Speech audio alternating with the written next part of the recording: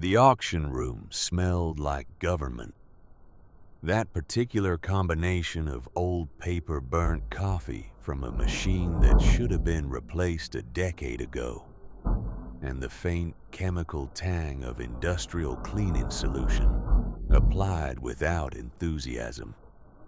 6 plastic chairs, the kind that universities buy in bulk and regret immediately.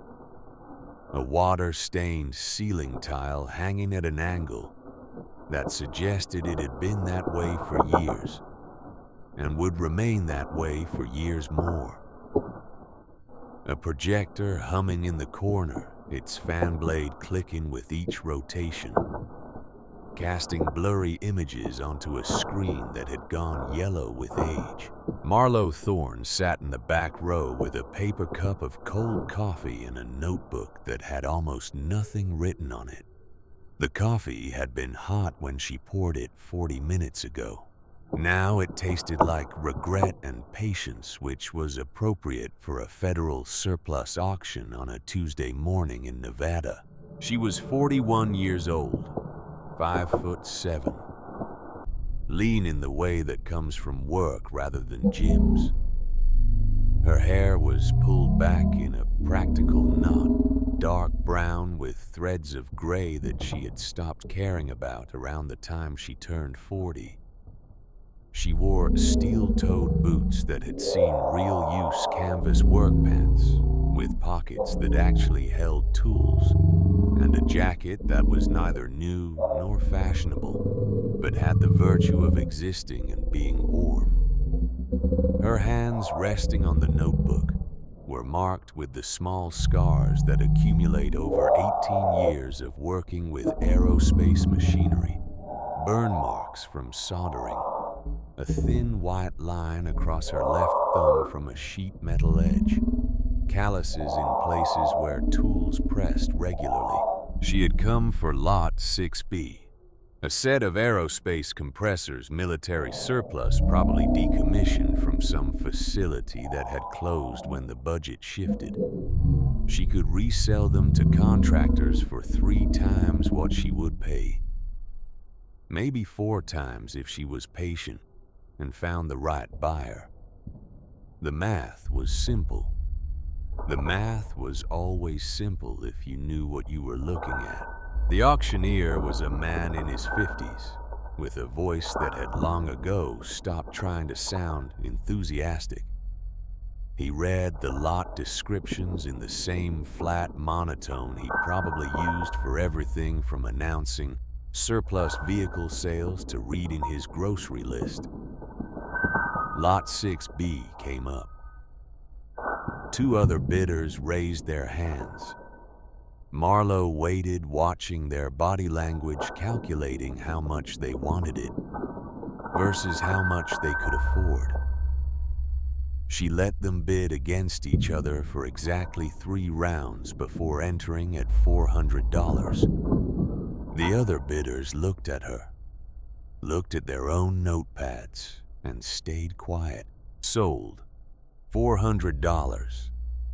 The gavel came down with a sound like a door closing. That was supposed to be the end of her day. Then Lot 7C came up. The image on the projector was dark and blurry, taken from a distance or through a barely open door. It showed the inside of a large hangar.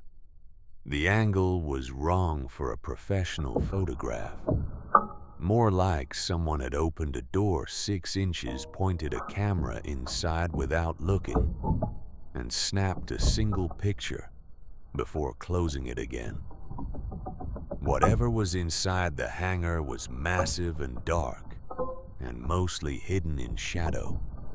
The listing description read in the same flat voice that had announced everything from broken forklifts to filing cabinets, said this: Lot 7C, mixed industrial contents as is. Located at Kessner Federal Storage Facility, Grid 9. No inspection permitted prior to sale. No inspection permitted. That phrase hung in the stale air of the auction room like smoke. Marlowe looked at the image on the screen. She could not tell what was inside that hangar. She could see size. She could see scale. Whatever it was filled the entire space from floor to ceiling. The hangar itself looked military grade. High roof, reinforced walls. The kind of structure you built when you needed to store something that mattered, or something that was dangerous, or something that was both. In her years working as an aerospace mechanic and later as a salvager after the accident, after Michael died, after she realized she could not go back to building things that flew, because every time she walked onto a tarmac, she saw his test flight exploding in a fireball that turned the sky orange for 30 seconds. In those years, she had learned one thing more than anything else. Large things, even broken large things, were worth money. She raised her hand. $1. The auctioneer looked up from his papers. He had not looked up for anything else all morning. He scanned the room with tired eyes, waiting for another bid. The silence stretched. Somewhere in the building, a door closed. The projector fan clicked. Nobody else moved. The auctioneer waited the required time. 15 seconds. 30. A full minute. He looked at Marlowe with an expression that might have been curiosity, or might have been the face of a man who had stopped being curious about anything years ago and was simply following procedure. Sold. Lot 7C to bidder 16. $1. He stamped a form, slid it across the table, and moved on to the next lot without ceremony. Marlowe walked to the front of the room, signed the necessary paperwork, and collected the key to Hangar 7C. It was a simple government padlock key, the kind they made 10,000 of at a time. It felt light in her hand, insubstantial, like something that should not open anything important. Outside, the Nevada sun was bright and clinical. The parking lot was mostly empty. Her truck, a Ford from 2014, with a cracked windshield and a passenger door that only opened if you lifted the handle, while pushing, sat in the far corner under a tree that provided no shade. She climbed in, set the key on the dashboard, and sat for a moment with her hands on the steering wheel. The smart thing would be to drive to Kessner, look at whatever was in the hangar, and if it was worthless, walk away having lost exactly $1. The smarter thing would be to call Declan first, her brother, structural engineer, 7 years younger than her, and possessing their father's gift for pointing out problems before saying anything encouraging. He would want to know what she had done. He would want to come along. He would complain the entire drive and stay anyway, because that was what Declan did. She took out her phone and called him. He answered on the second ring. "Tell me you didn't do anything stupid," he said by way of greeting. "I bought a hangar," Marlowe said. Silence on the other end. Then define hangar. Large structure.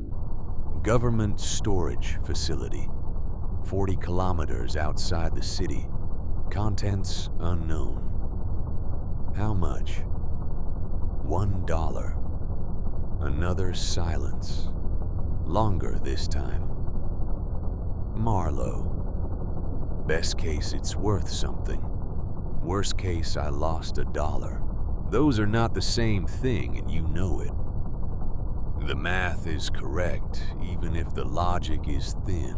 She could hear him breathing on the other end of the line, calculating, running through the same risk assessment she had already done. Declan was 34, unmarried, and devoted to the principle that every structure could be understood through applied mathematics and every problem had a solution if you broke it into small enough pieces. He was also the only person who had stayed with her through the worst year of her life, after Michael's funeral, when she could not sleep and could not work and could not do anything except sit in an empty house and stare at walls. "Where is it?" he asked finally. "Kessner Federal Storage Facility, Grid 9. I'm 40 minutes out. Wait for me." "Declan, Marlo, you bought something you haven't seen. That's already stupid. Don't compound it by going alone." She looked at the key on the dashboard. Small, light, probably worthless. Probably. 40 minutes, she said, and ended the call. The drive to Kessner took 35 minutes on roads that had not been maintained in years. Cracked asphalt, weeds growing through the seams, empty fields on both sides, brown and dusty under the Nevada sun. No houses, no businesses. Just flat land and distant mountains and the occasional road sign marking distances to places that nobody visited anymore. Kessner Federal Storage Facility had been built during the Cold War. That much was obvious from the architecture. Concrete bunkers, chain-link fencing, guard towers that had not been occupied in decades.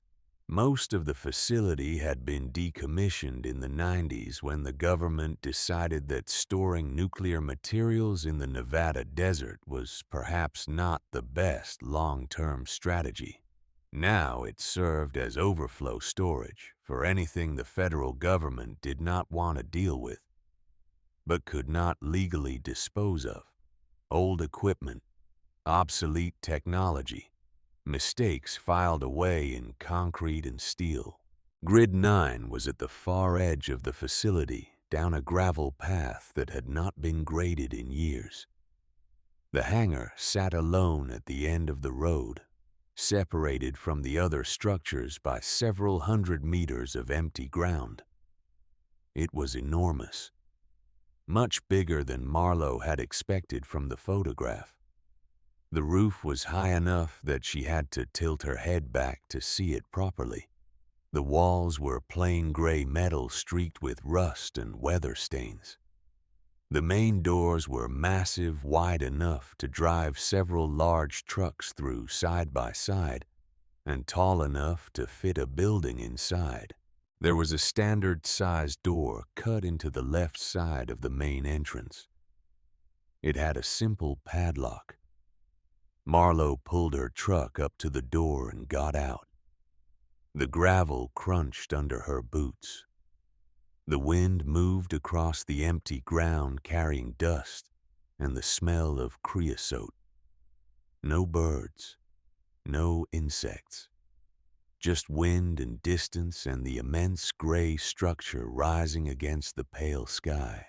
She walked to the door, took the key from her pocket, held it for a moment, feeling the weight of it, the cheapness of the metal, the absurdity of opening something this large with something this small. Behind her, another vehicle approached.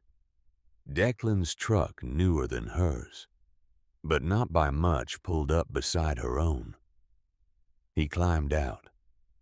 Tall, lean, wearing a work shirt with the sleeves rolled up and carrying a tablet that he used for structural assessments. He looked at the hangar. Then he looked at her. "That's a hangar," he said. "I mentioned that on the phone. You didn't mention it was the size of a football field."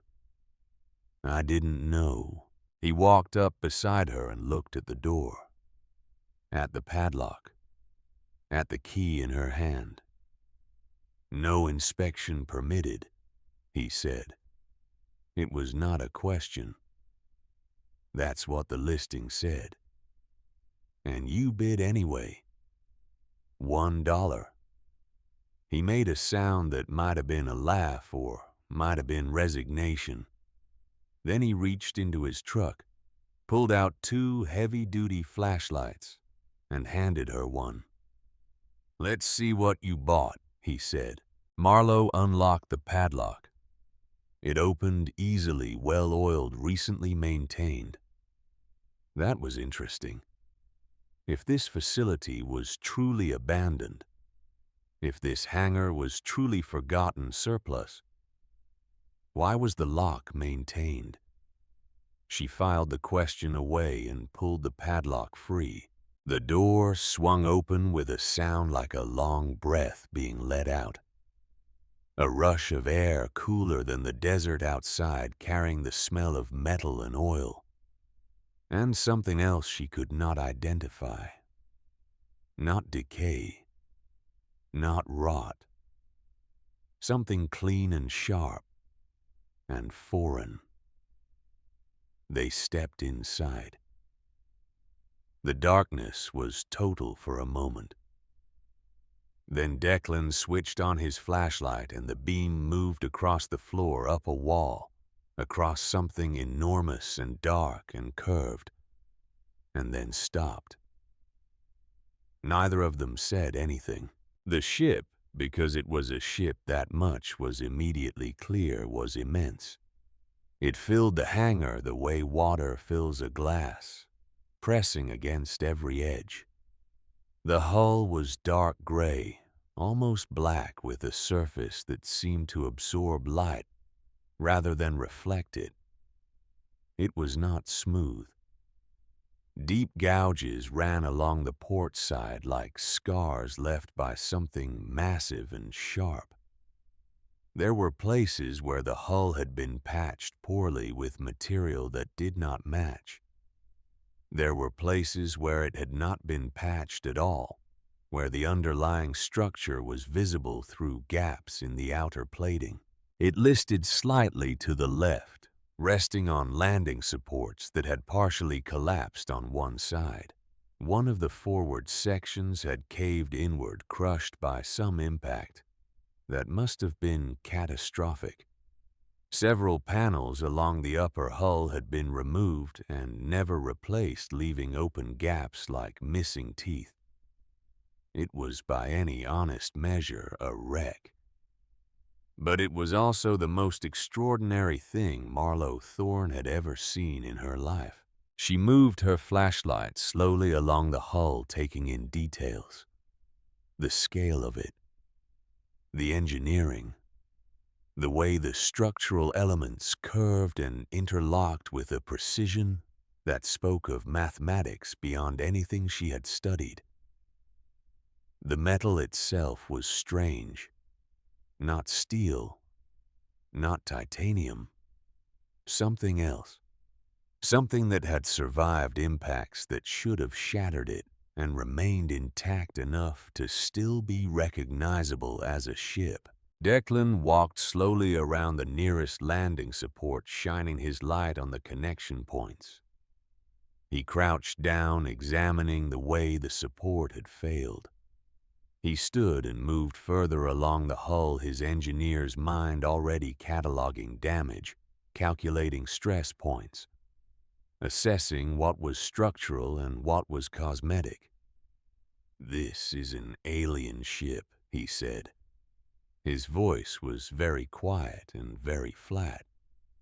"Yes," Marlowe agreed. "You bought an alien ship for $1. I bought a hangar.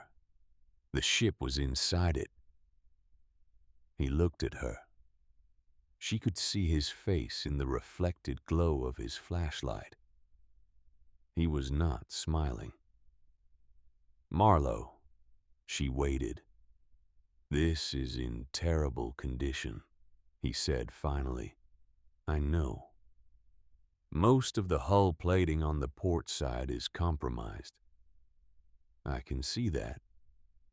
That forward section collapse is structural. Whatever impact caused it would have killed everyone inside. Probably. The landing supports are failing. Another few years and this thing will be lying on its side. Which is why we need to assess it now. He was quiet for a moment. Then he moved his flashlight upward, tracing the curve of the hull toward the upper sections. The data core housing is there, he said, pointing. You see that sealed section just below the upper spine? That's protected by 4 separate layers of hull material. Everything around it is wrecked, but that section is untouched. Marlowe looked where he was pointing. He was right. The sealed section was intact. Whatever had damaged this ship, whoever had damaged it, they had torn up the exterior, but left the core systems protected. Whoever drove it here wanted it to survive, she said, or wanted something inside it to survive. Every light in the hangar came on at once, not slowly, not flickering. All of them, instantly, blazing white. Row upon row of ceiling lights running the full length of the hangar, flooding every corner with hard, sharp brightness. Marlowe and Declan both froze their flashlights suddenly useless in the glare. The change was so sudden, so complete that, for a moment, Marlowe's brain could not process what had happened. Darkness to light in the space between heartbeats. Then the voice came. It came from everywhere. Not from speakers, not from any one place. From the air itself, or from the walls, or from inside the ship. It was impossible to tell. It was deep and flat, and had no warmth in it at all. It did not sound like a person. It sounded like something that had learned to speak the way a knife is sharp, because it was useful. Biological units. You are trespassing on a vessel of the Vathi hegemony. This is a restricted site under hegemony military code. You have 10 seconds to vacate this area. Non-compliance will result in a response. Vacate now. Declan grabbed her arm. Marlowe, we need to leave. She did not move. She was looking up at the ship, at the dark hull that now seemed less like wreckage and more like something sleeping. Her heart was pounding. Adrenaline made her hands shake. But underneath the fear, underneath the very reasonable biological response to a threat delivered in a voice that promised violence, her mind was working. 10 seconds to vacate. Non-compliance will result in a response. Not you will be killed. Not you will be destroyed. A response. Vague. Undefined. The kind of phrasing you used when you had not decided what to do yet. Marlowe. Declan's grip on her arm tightened. Did you hear what it said? I heard it, she said. The silence stretched. 5 seconds. 6. What happens? Marlowe said, clearly to the empty air, to the voice that came from everywhere. After 10 seconds, the voice paused. It was a short pause, less than 2 seconds. But for something that processed information the way this thing clearly did, 2 seconds was a very long time to take before answering a simple question. That has not yet been determined, the voice said. Marlowe nodded slowly, as if this was a reasonable answer. as if standing in a hangar with an alien warship that had just threatened them was a reasonable situation, as if buying something for $1 and having it turn out to be sentient was a reasonable outcome. She reached into her jacket pocket and took out the folded paperwork from the auction. She walked slowly toward the nearest wall, where a dark rectangle of glass and metal was embedded in the concrete. A sensor panel, inactive when they had entered, active now, glowing faintly with some internal light. She held the paperwork up in front of it, flat and open, so that everything printed on it was visible. "This is the sale documentation from the Kessner government surplus auction," she said. Her voice was steady, calm. The voice of someone who had spent 18 years working with dangerous machinery and had learned that panic was rarely useful. Lot 7C. This hangar and everything contained within it was sold this morning. The buyer is me. My name is Marlowe Thorne. I paid $1. She paused. Let that information settle, which means I own this hangar and everything in it. Another pause from the voice, longer this time. 3 seconds. 4. That includes you, Marlowe said. The lights did not change. The ship did not move. The voice said nothing for a long moment, and the silence in the hangar was so complete that Marlowe could hear her own heartbeat, the sound of Declan breathing beside her, the faint hum of electrical systems running somewhere in the walls. Then the voice said very carefully, "That claim is legally incoherent." "Maybe," Marlowe said. She folded the paper and put it back in her pocket. "But I'm not leaving." She walked to a metal crate near the wall, dragged it to an open spot on the floor and sat down on it. She took out her notebook and a pen. She looked at the ship, at the collapsed landing support, at the missing hull panels, at the long gouge marks along the port side that looked like they had been made by something enormous and very angry. She began to write, small, neat letters, the way a person writes when they are trying to understand something large by breaking it into small pieces. Declan stood beside her with his arms crossed, watching the ceiling, as if he expected something to fall from it. He had not left. That was the thing about Declan. He complained first and stayed anyway. "You realize," he said quietly, "that this thing could kill us." It said the response had not been determined.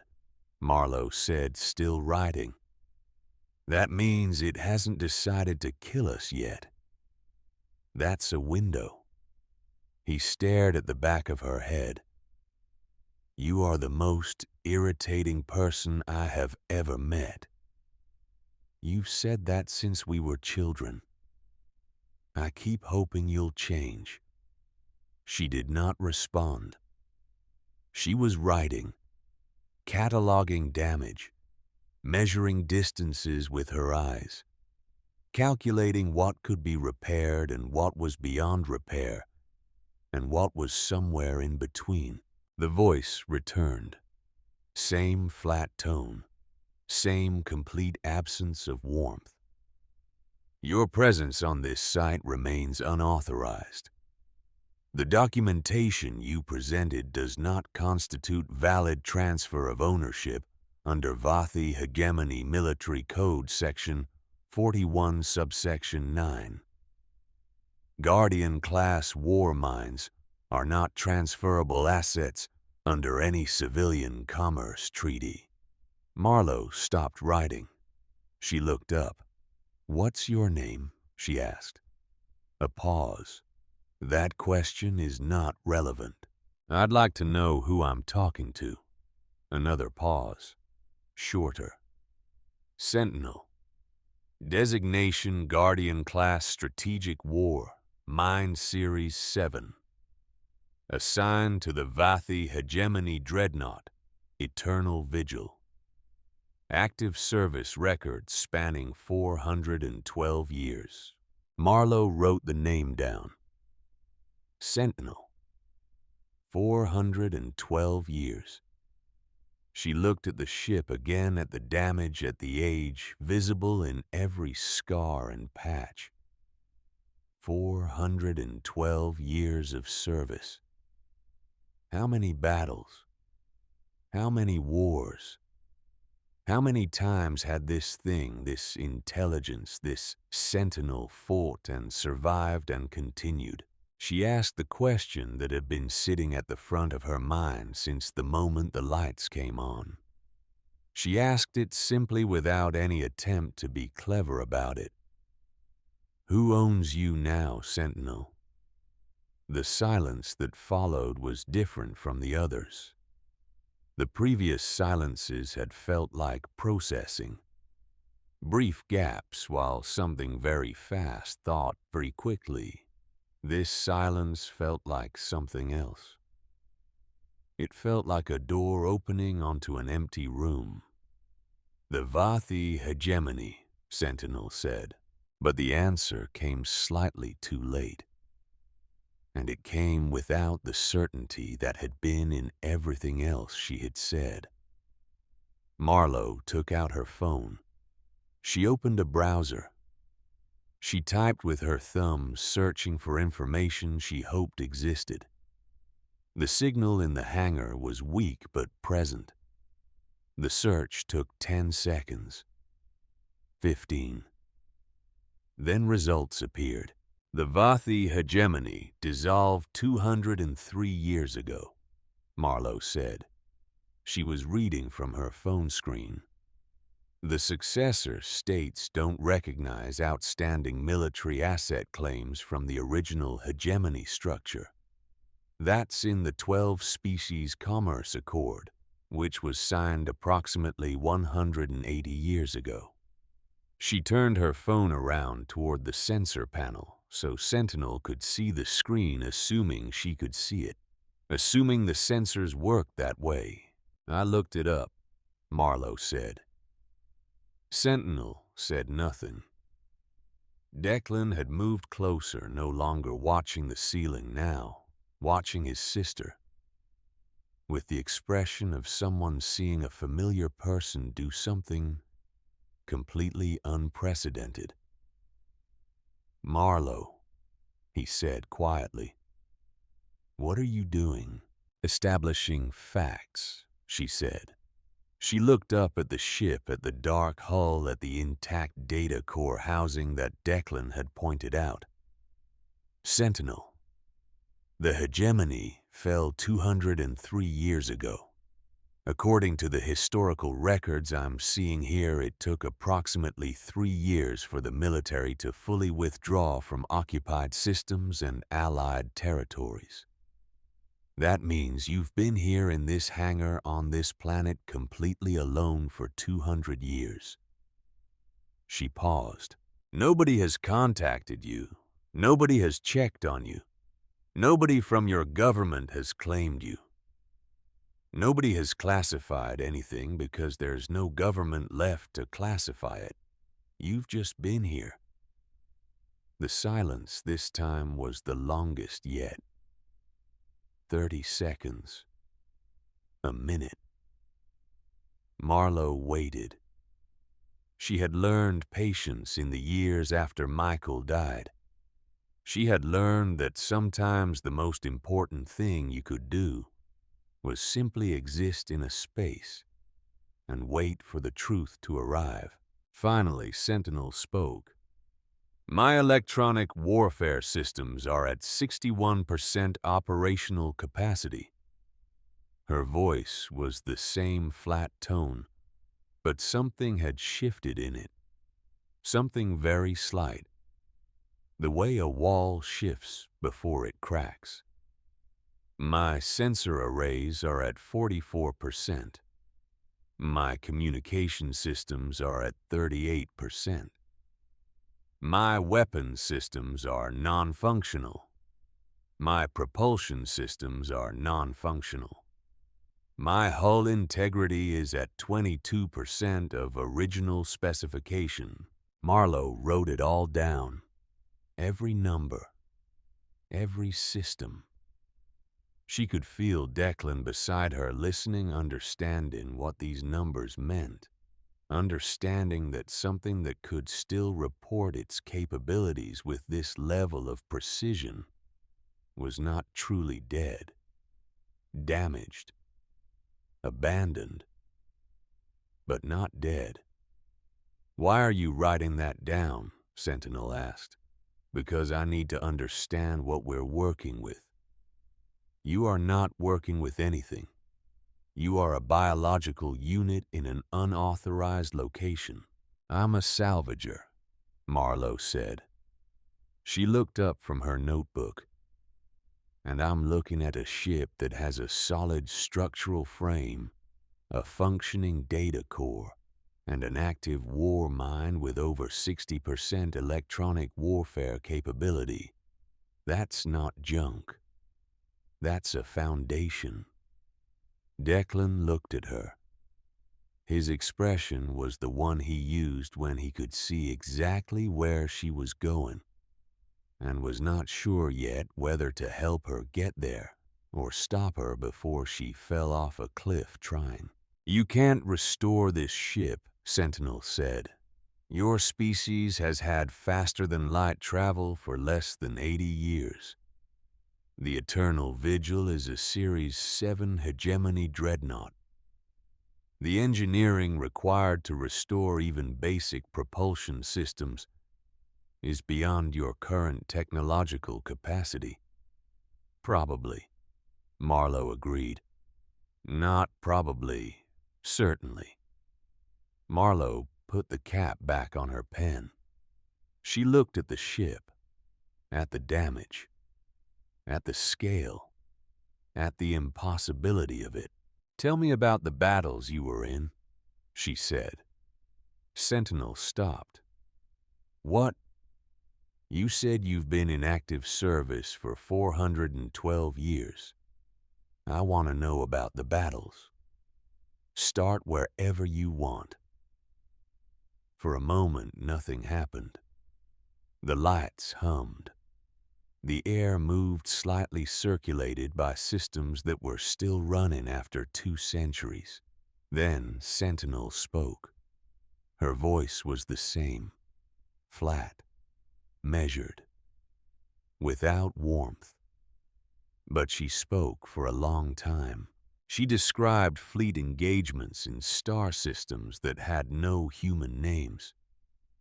She described the defense of colony worlds during the Vathi expansion wars.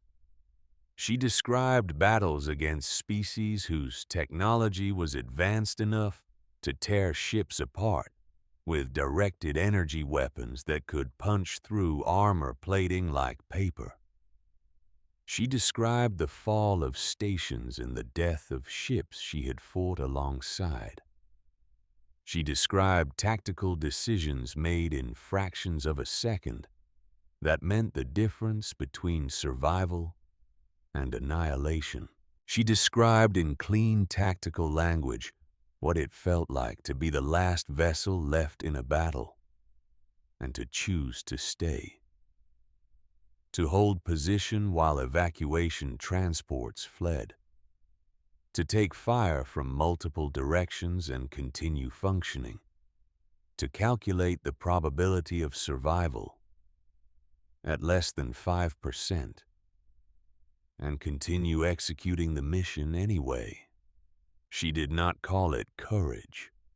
She called it function. She said guarding was her function and she had performed it. Marlowe listened to all of it without interrupting. She sat on her metal crate in a government hangar in the Nevada desert and listened to a 400-year-old artificial intelligence describe wars that had happened before humans had left their own solar system.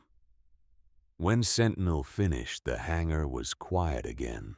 Marlowe looked up at the ship, at the scars on the hull, at the damage that now seemed less like random violence and more like the accumulated cost of doing exactly what you were built to do for longer than most civilizations existed. "You've been guarding this dead ship for 200 years, Marlowe said, because guarding is your function, and there was nothing telling you to stop." "Yes," Sentinel said. "That must have been very quiet." Sentinel did not answer, but she did not tell them to leave. The sun was setting outside. Marlowe could see it through the gap in the door they had left open. Orange light slanting across the gravel, long shadows. The desert cooling as night approached. Declan had been quiet through all of this. Now he spoke. "What are you thinking?" he asked his sister. Marlowe stood up. She walked closer to the ship, close enough to touch the hull. She placed her hand on it.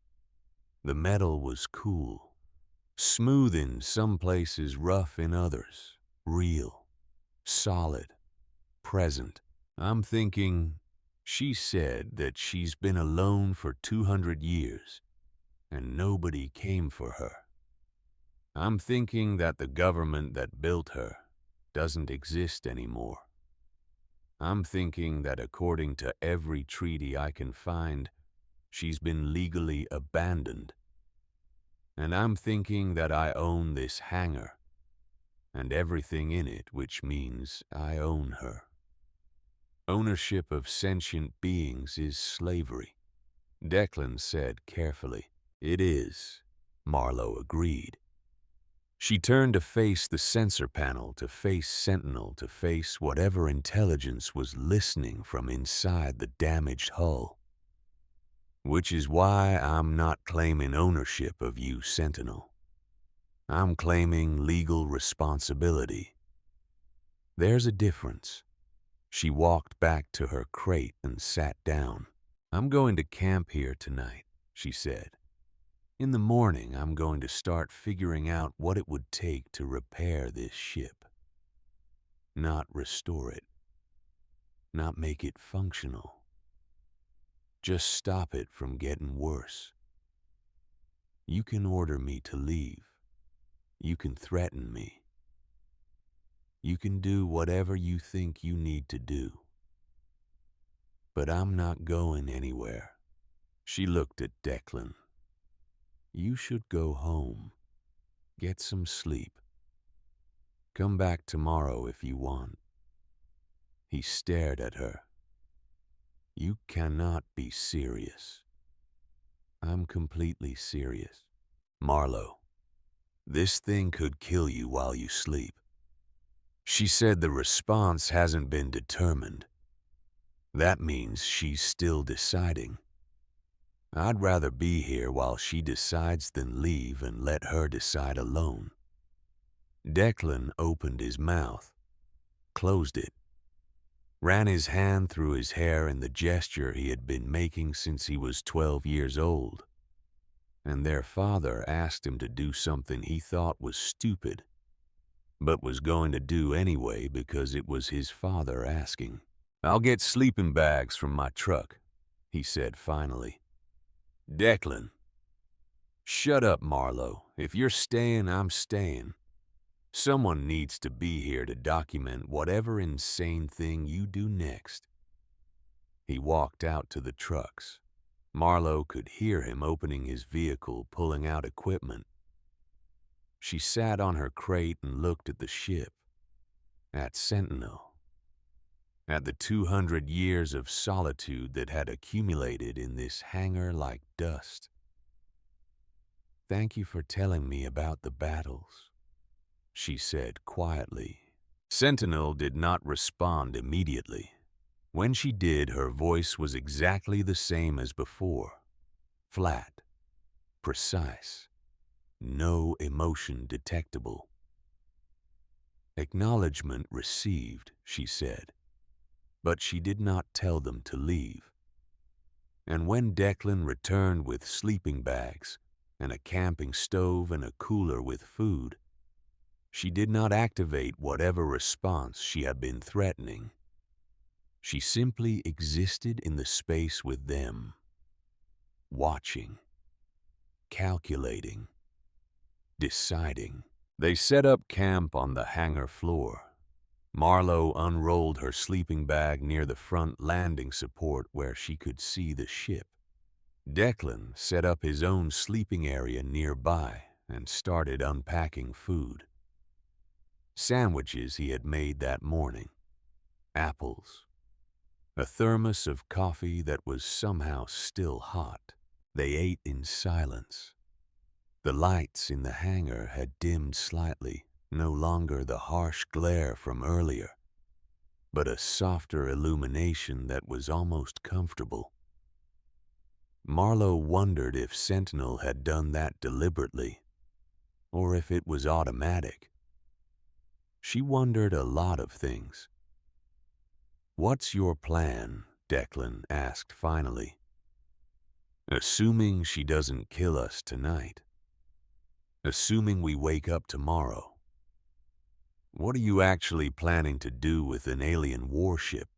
Marlowe looked at the ship, at the damage, at the scale, at the impossibility. "I don't know yet," she said honestly. "But I know what I'm not gonna do. I'm not gonna leave her here alone.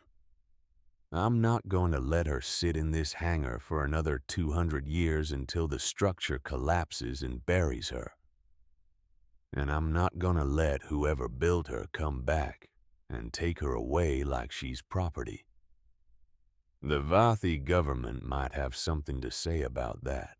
The Vathi government dissolved 2 centuries ago. Their successor states might claim her. They might send lawyers.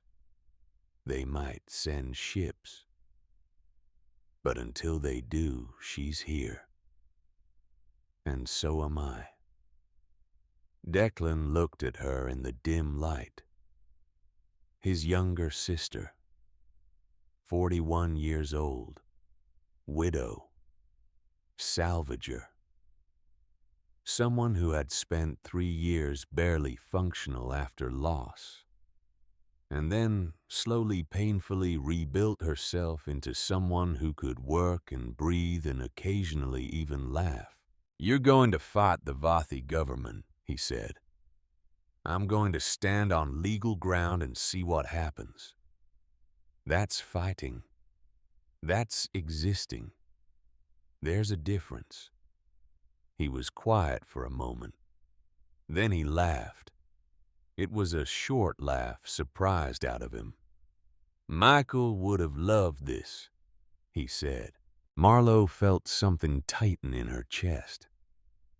Michael, her husband, test pilot, dead 3 years in an experimental aircraft that had failed in exactly the way the engineers said it wouldn't. She had not talked about him in months, had not let herself think about him in weeks. But Declan was right.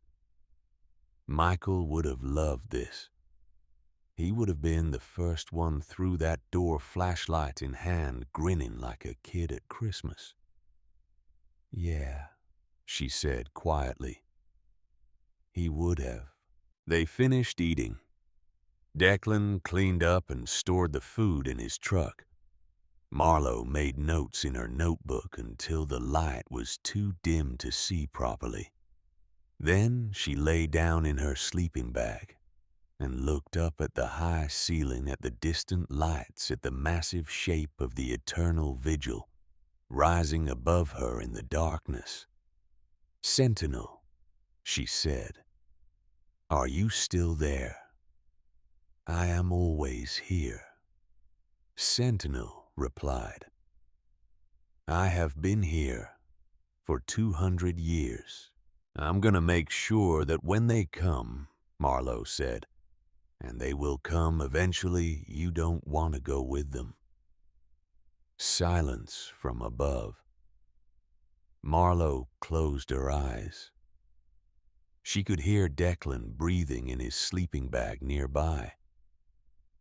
She could hear the wind outside moving across the empty desert.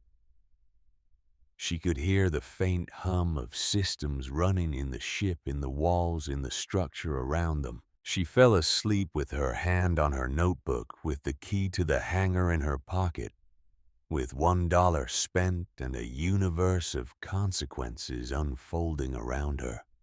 Above her in the darkness, the lights along the eternal vigil's upper spine pulsed in a slow, steady rhythm, like a heartbeat, like something alive, like something that had been alone for 200 years and had for the first time in all that time someone to guard. 4 days passed in the hangar.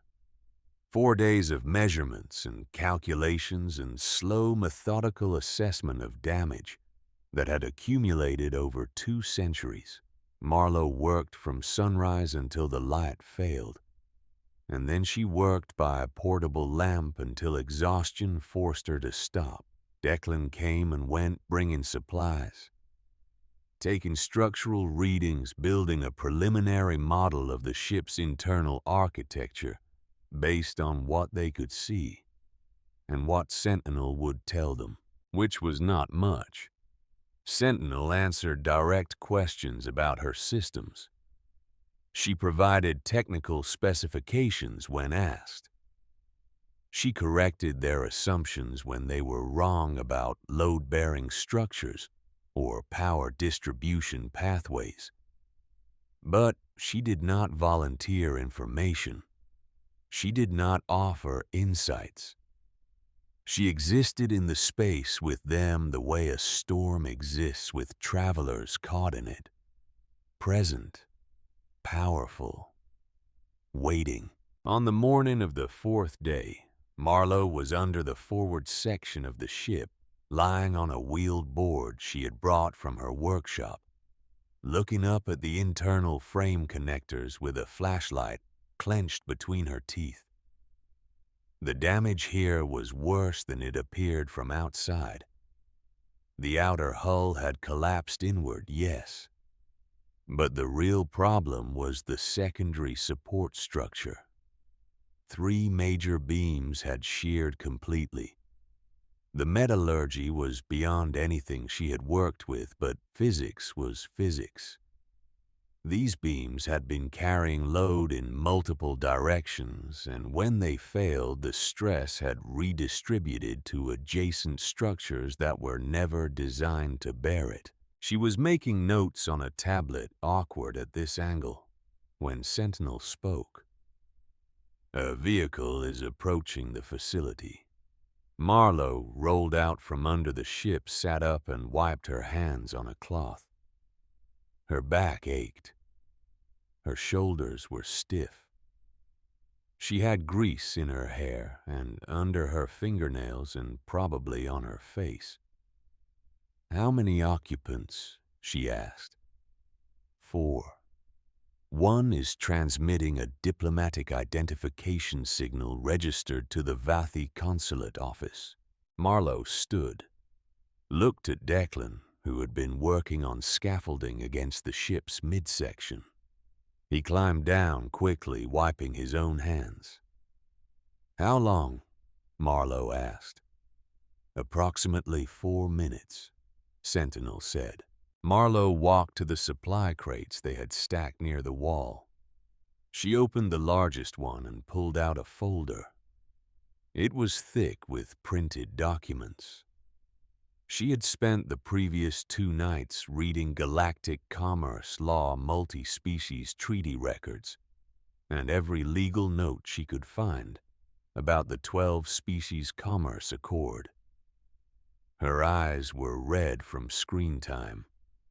Her coffee supply was nearly depleted, but the folder was very full. "Are we ready?" Declan asked quietly. Marlowe looked at the folder in her hands, at 2 nights of work condensed into paper and ink and citations, at the gamble she was about to make based on laws written by species humans had barely met and treaties signed before she was born. "We're ready," she said. The vehicle that arrived was new, government issue. Black paint still glossy. It pulled up outside the hangar with the precise casualness of people who were used to arriving places and being important. 4 doors opened. 4 individuals emerged. Counselor Varane was immediately identifiable. He was Vathi. Tall, easily 6.5 feet. Gray skin smooth and unmarked the way some species aged without visible deterioration. Long fingers, 6 on each hand, moving with the precise economy of someone who had trained in formal gesture language. His eyes were pale gold and very steady. He wore formal diplomatic clothing tailored perfectly in colors that signified rank Marlowe did not know how to read but could recognize as expensive.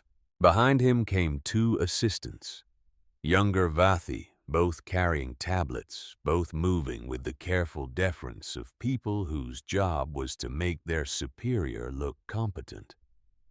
And beside Varane walked a legal representative, older, shorter, carrying a case that looked heavy with documents. They walked through the open hangar door and stopped. Varane looked at the ship. His expression did not change, but something moved behind his eyes. It was not sentiment exactly. It was the expression of someone seeing a thing they had been told was gone, and finding that it was not quite as gone as they had believed. Recognition. Perhaps even grief buried under professional distance. Then the expression closed. The professional face returned. He looked at Marlowe. His pale gold eyes moved from her worn boots to the grease-stained work clothes to the thick folder under her arm. An assessment made in seconds. "Ms. Thorne," he said. His translator unit rendered his words in clean accented English. "I am Counselor Varane of the Vathi Consulate Office. I am here regarding the asset currently occupying this hangar." His voice was smooth, diplomatic. The voice of someone who had delivered difficult news many times and had learned how to make it sound reasonable. "I will be direct with you," he continued. "This vessel and all systems associated with it are the property of the Vathi state. Their inclusion in your government surplus auction was a clerical error made at the administrative level. We are here to correct that error and arrange the proper return of our property." He held out his hand. His legal representative placed a document in it. He held it toward Marlowe. "This is a formal notice of claim under the Vathi State Property Recovery Act. You will find it is recognized under several interstellar treaty frameworks. I would encourage you to read it carefully and to understand that we are prepared to be reasonable about compensation for any inconvenience you have experienced." Marlowe took the document. She looked at it for a moment. Heavy paper. Official seals. Multiple pages of legal language, that would take hours to parse properly. She folded it carefully and set it on top of a nearby crate. Then she opened her own folder. She took out a document and held it toward Verlaine. Verlaine looked at it without taking it. "What is this?" he asked. "Section 14 of the 12 Species Commerce Accord," Marlowe said. Her voice was level, calm. "The part that covers completed civilian property transfers. Once a government asset has been formally processed through an official surplus auction and a sale has been completed and documented, the transfer is considered legally final under multi-species commercial law. The original government cannot reclaim the asset without the buyer's consent, regardless of how the asset entered the auction process." She paused. "Let that settle. The error doesn't undo the sale. It just means someone in your records office is gonna have a bad week." Verlaine's legal representative leaned close and spoke quietly in his ear. The words were in their own language, untranslated, but the body language was clear. Concern, perhaps surprise. Verlaine listened without changing his expression. Then he looked back at Marlowe. "You've done some reading," he said. "I had a few nights free." His pale gold eyes held hers. She could see him recalculating, adjusting his assessment. She was not what he had expected. A salvager with a high school education and no legal background should not have been standing here citing treaty law. But she was. And the citation was correct. She could see in his face that it was correct. "Miss Thorne." His voice stayed smooth and polite, but something underneath it had changed. The way water changes when it gets cold. "You are a private citizen and a small salvage operator. What you are holding is not a salvage find. It is a piece of Vathi military history and a highly sensitive strategic asset. I would encourage you to think very carefully about the kind of attention that comes with refusing to cooperate with a government that has interests and reach considerably beyond this hangar." It was not overtly a threat, but it had the weight of a threat behind it. The suggestion of consequences left deliberately vague. Marlowe was about to answer when Sentinel spoke. Her voice filled the hangar the way it always did, from everywhere at once, flat and precise, and completely without hesitation. "Counselor Verlaine, your diplomatic identification lists your rank as third-tier consular representative. Under Vathi military code, the authority required to issue transfer orders for a Guardian-class war mine is no lower than Second Fleet Admiral." The silence that followed was absolute. Verlaine stared at the ship. His legal representative had stopped writing. Both assistants were very still. It was the stillness of people who had just heard something they were not prepared to hear and were waiting to find out what it meant. Sentinel continued. Her voice was the same. No satisfaction in it. Just facts delivered like stones dropped on a flat surface. "You do not have the rank to give me orders. Your presence here is noted. Your claim of authority is not recognized." Verlaine opened his mouth, closed it. The professional mask had cracked. Beneath it was something that might have been anger, or might have been shock, or might have been both. "Sentinel," he began. "I am also obligated to inform you," Sentinel continued, that the civilian sale documentation presented by Ms. Thorne is legally consistent with the 12 Species Commerce Accord sections 9 through 17. I have reviewed it. The procedural objections available to your office are limited and time-dependent. Several have already expired. Marlowe looked at Verlaine. Verlaine looked at Marlowe. The assistants looked at each other. The legal representative made a notation on his tablet with hands that were not quite steady. "She just told you the same thing I did," Marlowe said quietly, "with better citations." Verlaine straightened. He took the document Marlowe was still holding out and passed it back to his legal representative without looking at it. He looked at the ship one more time. Then he looked at Marlowe with the eyes of a man recalculating everything. "This matter is not finished," he said. "I know," Marlowe said. He turned and walked out. His team followed.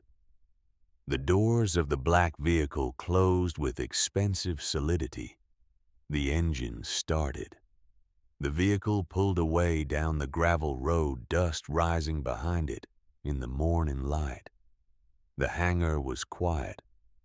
Declan let out a long, slow breath that he had apparently been holding for the last 30 seconds. "Did she just help us?" he asked. She corrected an inaccuracy," Sentinel said. "Counselor Verlaine's authority claim was false. I do not allow false statements to go uncorrected in my presence." Declan looked at Marlowe. Marlowe looked at the ship, at the dark hull, at the sensor panels that were watching them with whatever passed for attention in a 400-year-old artificial intelligence. "Thank you," she said. "Acknowledgement received," Sentinel replied. That evening a new vehicle arrived. Older than Verlaine's, driven hard. It pulled up fast and stopped with the engine still running. A woman got out. 62 years old, maybe 63. Gray hair cut short and practical. Clothing that was academic rather than working class. Khaki pants with pockets. A field jacket with patches from universities Marlowe recognized.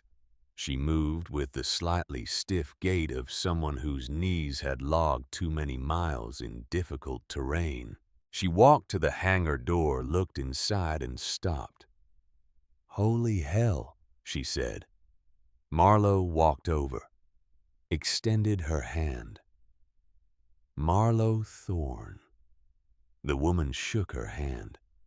Her grip was firm. The handshake of someone who had spent decades in fields where your credibility was constantly being tested. "Dr. Cordelia Ashworth, xenotechnology specialist. Retired, mostly." She was still looking at the ship. "I heard rumors. I drove through the night because I thought the rumors were insane. They were not insane enough. You're looking at a Guardian-class strategic war mind," Marlowe said. "Vathi Hegemony, Series 7, 412 years of active service. I know what I'm looking at." Cordelia walked slowly into the hangar, her eyes moving across the hull cataloging damage with professional precision. "I spent 30 years studying hegemony technology. I wrote my dissertation on their power distribution systems. I have seen exactly 3 Guardian-class vessels in my entire career, and all of them were in museums non-functional, stripped of their core systems." She turned to look at Marlowe. "This one is functional. The war mind is active," Marlowe said. "The ship itself is severely damaged, but Yes, functional. Cordelia set her bag down on the floor with the care of someone setting down something precious. She pulled out a tablet and a scanning device Marlowe did not recognize. "I would like to run some basic diagnostics," she said, "if that's acceptable to you and to her." "Sentinel," Marlowe said. "This is Dr. Cordelia Ashworth. She would like to run diagnostics on your systems." "For what purpose?" Sentinel asked. "To understand your current operational status," Cordelia said, addressing the air. The ship, the presence that filled the hangar. "To assess what can be repaired and what requires resources beyond our current capacity. To treat you with the respect your engineering deserves." A pause. Then, "You may proceed." Cordelia smiled. It was a small smile. The smile of someone who had just been given permission to examine something they had dreamed about for decades. "Thank you," she said. She worked through the evening and into the night. Marlowe and Declan continued their own assessments, but they were increasingly aware that Cordelia operated on a different level. She understood systems they could only guess at. She interpreted readings they could not make sense of. She spoke to Sentinel in technical language that was clearly familiar to both of them. Around midnight, Cordelia found Marlowe near the forward landing support. "If what you're telling me is true," Cordelia said, "if this sale is legal, if you actually own this hangar and its contents, then you are in possession of the most significant xenotechnology find in 50 years. "I'm aware," Marlowe said. "The Vathi government will not let this stand. They will send representatives. They will send lawyers. They may send more than lawyers." "I know." Cordelia looked at her steadily. "I'm staying," she said. "If you'll have me. I don't have tenure anymore. I don't have obligations. And I don't have anywhere else I'd rather be than here working on this." Marlowe felt something ease in her chest. A tension she had been carrying without naming it. The knowledge that what she was attempting was too large for one person or even two. "We don't have much budget," she said. "I don't need much budget. I need access to this ship. That's payment enough." They shook hands again. Agreement made. 2 days later, Sentinel spoke the words that changed everything. "Vathi Reclamation Fleet has just entered this star system." Marlowe was eating breakfast. Instant oatmeal, hot water from the camping stove, dried fruit mixed in because Declan insisted on vitamins. The spoon stopped halfway to her mouth. "Clarify," she said. "I detected their transit signature 11 minutes ago. 7 vessels, all military class. Fleet formation consistent with enforcement operations. Admiral Thrace is commanding." Declan set down his coffee cup carefully. "Admiral," he said, "not counselor." "Correct," Sentinel said. "Admiral Thrace is a fleet commander with authority exceeding that of diplomatic representatives. He is not a negotiator." Cordelia looked up from the tablet where she had been reviewing power distribution schematics. "How long until they reach orbit?" she asked. "Approximately 6 hours at current velocity." Marlowe set her oatmeal aside. She stood, walked to the ship, placed her hand on the hull. The metal was cool, constant, real. Does that change what I'm offering you? She asked. She had made the offer the previous evening. Not ownership, not commands. Partnership, restoration, purpose. The thing Sentinel had been without for 200 years. The silence stretched. 5 seconds. 10. No. Sentinel said finally, "It does not change what you are offering." Another pause, shorter. "Your proposal is under consideration." Marlowe nodded. She walked back to the supply crates, opened the one that held her laptop, pulled it out and opened it on top of a flat surface. "Then we need to work fast," she said. She looked at Cordelia, at Declan, at two people who had chosen to stay when they could have left, who had chosen to help when they could have walked away. "We can't fight a fleet," Declan said. It was not a question. "No," Marlowe agreed. "We can't run. The ship doesn't move." "No." "So what do we do?" Marlowe looked up at the ship, at the sensor lights along its spine pulsing slow and steady. She thought about what she knew, what she had learned in 4 days of living in this hangar, what Sentinel had revealed and what she had not. "Sentinel," she said, "I need to know exactly what you can do, not what you can't do. What you can." A pause. Then Sentinel began. Her weapons were gone, stripped during decommission. The mounts had been cut away cleanly professionally by people who knew what they were doing. She could not threaten the fleet above them. She could not fight in any way that the Admiral would recognize as fighting. Her propulsion was fused beyond any repair possible in 6 hours or 6 months, or perhaps ever. The damage was catastrophic. The systems that allowed the eternal vigil to move between stars were dead weight now. Massive, complex, useless.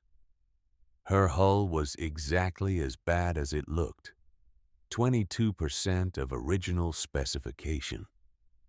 In fleet terms, she was not combat capable.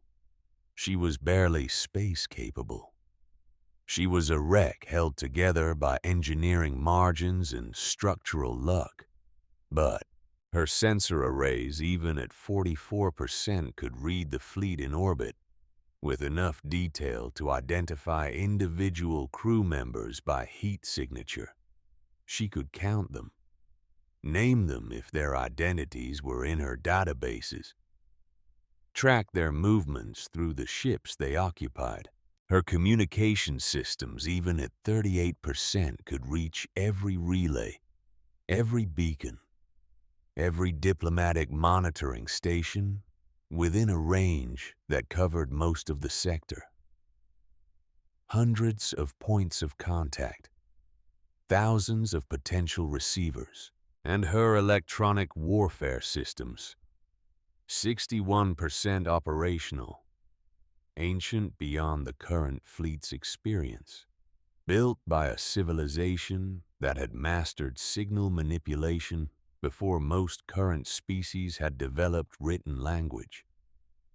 She could reach into the communication networks of those 7 ships above them like fingers through smoke, not to destroy, not to attack. She was very clear about that. She could not damage their systems, could not disable them, could not interfere with military operations. But she could talk to them. She could reach every listener at once, every monitoring station, every diplomatic observer, every news relay that tracked interstellar incidents. She could make sure that whatever happened next happened in front of everyone. Marlowe listened to all of it. She stood very still and listened the way she had listened to Sentinel's battle stories with complete attention, without interrupting, letting every piece settle into place. When Sentinel finished, Marlowe was quiet for a moment. Then she turned to Cordelia. "I need you to do 3 things," she said. "First, get every piece of sale documentation we have into a single file. Every receipt, every legal reference, every treaty section, everything. Second, write a clear summary at the top. 1 page, plain language, explaining exactly what happened. Human citizen purchased government surplus lot.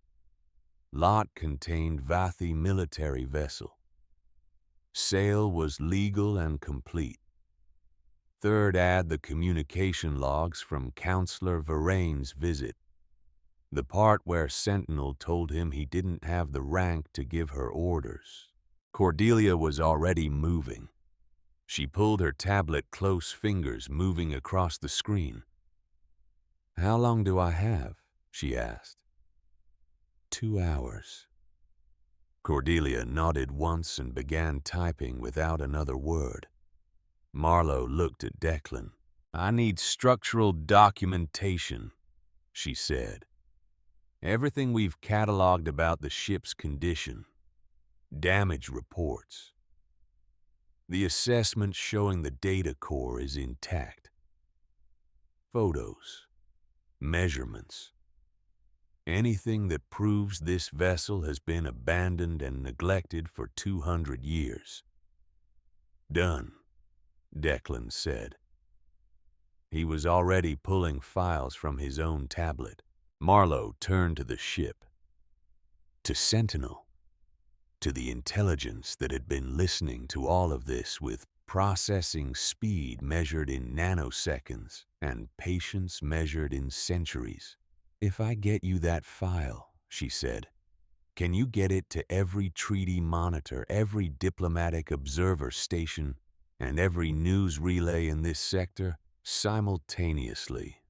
Not as a threat. As a public record. Time-stamped. Verified. Broadcast before any recovery operation begins." "Yes," Sentinel said. "Transmission time would be approximately 9 seconds once I begin. And you can do it without attacking their systems, without giving them any justification to claim hostile action. I will not touch their systems. I will use open relay channels. Everything I send will be legally transmittable public record. The fleet above us will receive a copy at the same moment as everyone else." A pause. "They will not be able to fire on this location after that broadcast without every observer in the sector watching them destroy a legally purchased civilian property in response to a public legal filing. The political cost would be severe."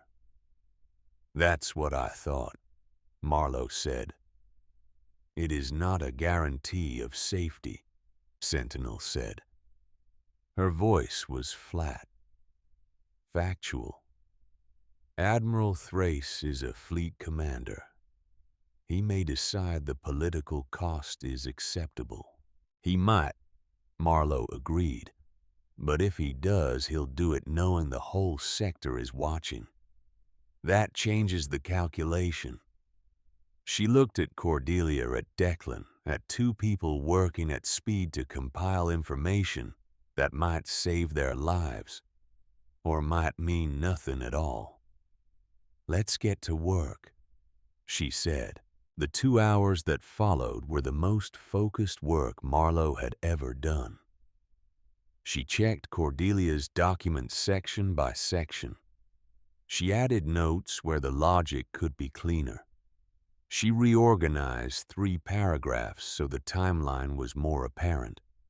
Sentinel pointed out 2 places where the legal citations could be stronger and provided the correct references in under a second each time. The 3 of them worked together: a human salvager, a xenotechnology specialist, a structural engineer, and a 400-year-old war mind, hunched over documents in a broken-down hangar while a fleet waited in orbit. The file grew, page by page, citation by citation, clear language, factual language, no embellishment, no rhetoric. Just the truth documented and cross-referenced and ready to be seen.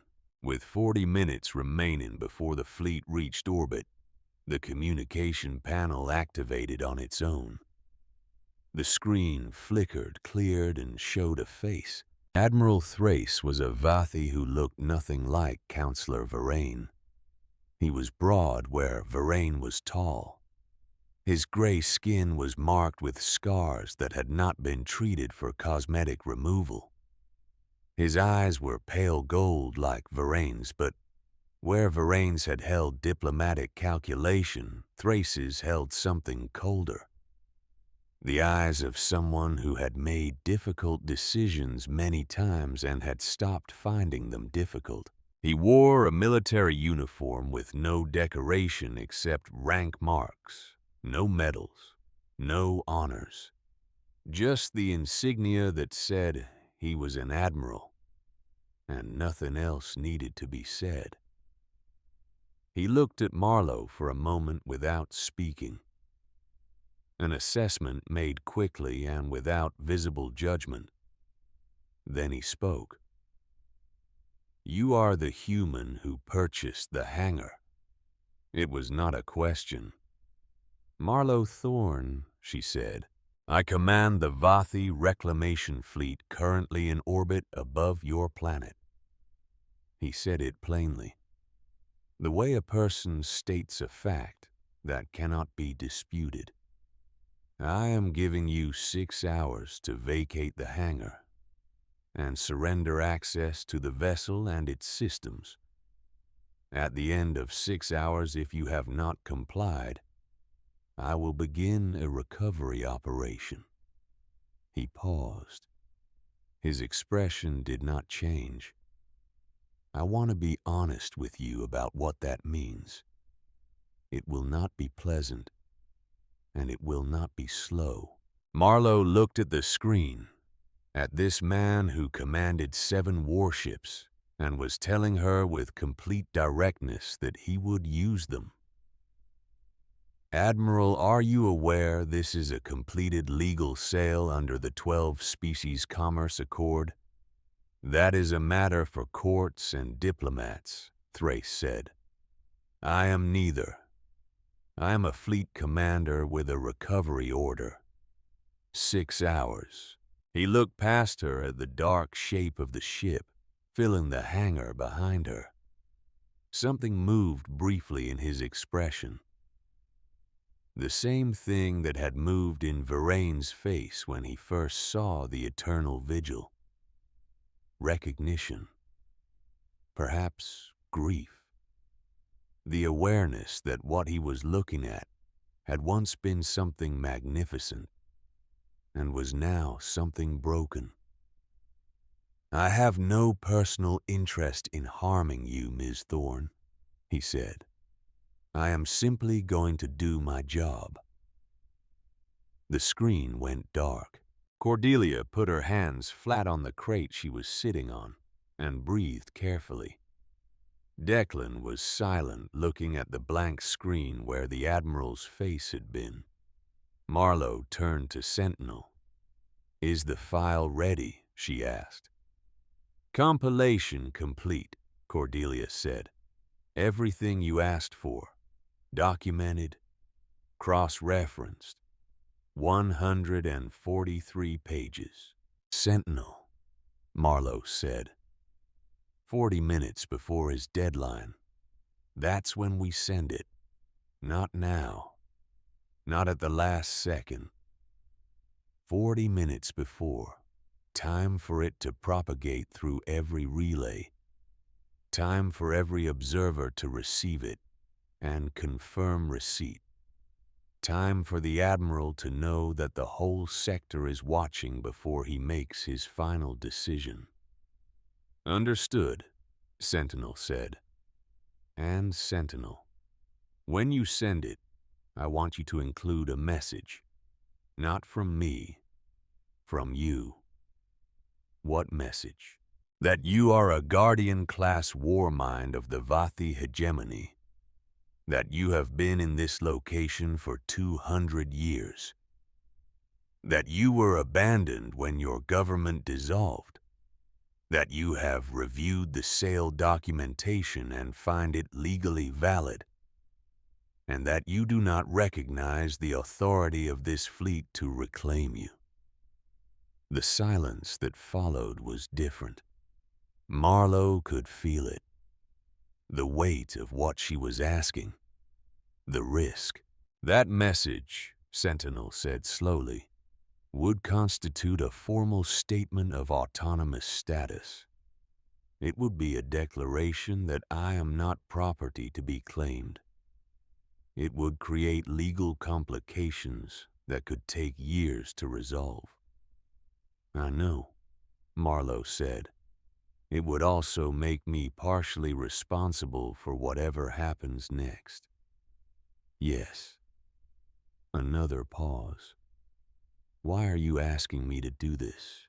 Marlowe looked up at the ship, at the damaged hull, at the sensor panels, at the intelligence that lived inside metal and code, and 200 years of solitude. Because you have a choice, she said.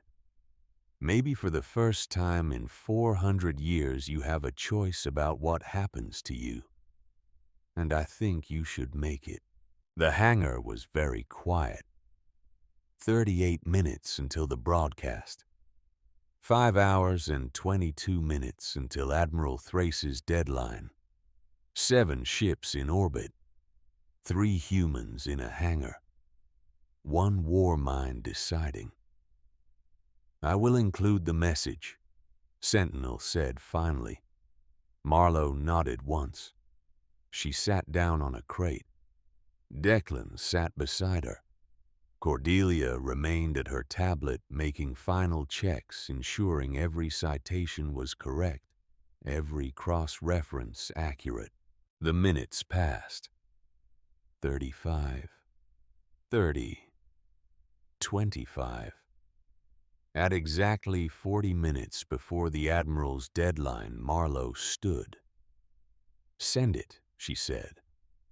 The lights on the ship's spine flared once, bright and sharp, like a star igniting. Then they returned to their slow pulse. Broadcast complete, Sentinel said. Transmission time 8.3 seconds.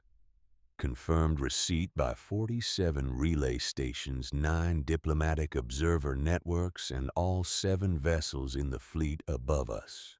Marlowe felt her heart pounding, felt the adrenaline in her blood, felt the vast machinery of consequence beginning to turn. Now we wait, she said. 12 minutes passed. The communication panel activated again. Admiral Thrace's face appeared on the screen. He looked at Marlowe for a long moment. His expression was unreadable. Then very slowly something shifted in it. The corners of his mouth moved. Not quite a smile, but the shape of one. He made a sound. Deep. Short. It came from his chest. The translator struggled with it for a moment before rendering it as laughter. Admiral Thrace was laughing. Human, Admiral Thrace said, and his voice carried something that had not been there before. Not warmth exactly, but recognition. The acknowledgement that passes between people who understand strategy. I want to speak with whoever taught a decommissioned war mind to play politics. Marlowe looked at the screen, at this fleet commander who had threatened them with violence 12 minutes ago, and was now laughing. Nobody taught her anything, Admiral, she said. She figured it out herself. Thrace's expression settled. The laughter faded but left something behind. A shift in the way he looked at her. At the hangar behind her. At the situation that had in 8.3 seconds transformed from a simple recovery operation into something considerably more complex. Placing my recovery operation on hold pending legal review, he said. His voice was formal now, official. The voice of a man making a statement that would be recorded and analyzed. This is not over, Miss Thorne. I understand, sir, Marlowe said. Thrace looked past her one more time. At the eternal vigil. At Sentinel. At something that had been alone and forgotten for 2 centuries, and had just in the span of a single transmission reminded an entire sector that it existed. But it is interesting, he said. The screen went dark. Cordelia let out a breath she had been holding. Declan sat down heavily on the nearest crate. Marlowe remained standing, watching the blank screen, feeling her heart rate slowly return to something approaching normal. Did that just work? Declan asked. His voice was quiet, uncertain. I don't know, Marlowe said honestly. He put the operation on hold. That's not the same as canceling it. But he's not attacking. No, he's not attacking. She turned to look at the ship, at the slow, steady pulse of lights along its spine that had not stopped once through all of this. Still guarding. Still running. Still there. Thank you, she said, quietly. Sentinel did not respond immediately. When she did, her voice was the same flat tone it had always been. Do not thank me. I corrected a tactical situation using available resources. A pause, shorter than usual. But you are welcome. The fleet began to move 20 minutes later. Sentinel tracked them without being asked. Her sensors, even damaged, were more than adequate to monitor ships in high orbit. She reported their movements in short, clean updates. The command vessel first. Admiral Thrace's flagship, a heavy cruiser that had been built for extended operations. It broke from holding position and moved toward the edge of the system. Then the escort vessels. Then the support ships. One by one over the course of 3 hours, all 7 ships disengaged and began their transit to the jump point. Sentinel reported each departure. Her voice carried no emotion, no relief, no satisfaction, just data. But Marlowe thought she could hear something underneath the words. Something small and careful, like a door opening after being closed for a very long time. The fleet has departed, Sentinel said finally. 1 diplomatic observer vessel remains in high orbit. It is not armed. It is recording. Marlowe was sitting on the floor of the hangar with her back against the wall. She had not slept properly in days. Her body felt heavy. Her thoughts moved slowly. But underneath the exhaustion was something else. Something that felt almost like peace. "Let it record," she said. "We have nothing to hide." Declan had fallen asleep on his cot in the corner, one arm over his eyes, still wearing his boots. He had been awake for 31 hours. Marlowe had told him to sleep twice, and he had ignored her both times. The third time she had stopped asking, and he had simply sat down and lost consciousness mid-sentence. Cordelia was still working. The woman had energy that defied her age. She sat at her laptop running analyses on the data Sentinel had provided, building models of what restoration might actually look like.